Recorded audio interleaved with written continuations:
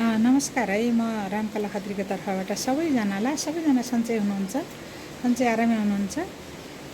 कहाँबाट हेर्दै हुनुहुन्छ, जहाँबाट हेरे पनि कमेन्ट चाहिँ गर्न नभुल्नु होला भन्न चाहन्छु। र सबैजना टिकटक लाइभतिर पनि जोडिनु होला।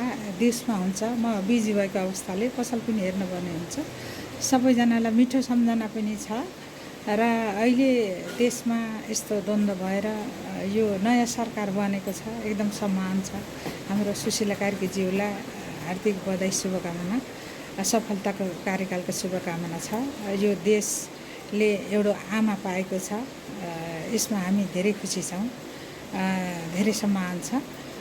मैले अब यत्रो आन्दोलनमा शहीदप्रति एकदम हार्दिक श्रद्धाञ्जली भन्दै एउटा गीत गाउँछु। दनी आगो देशैभरि बोल्ला, विचार गरे सहिताका रगतले पोल्ला।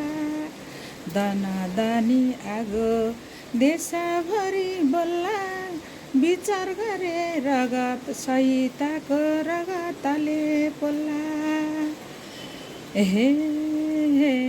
सुना गाले पितल गाले त्यही आगोमा गाले, पहिलो सरकार जनताले सडक बाटै फाले।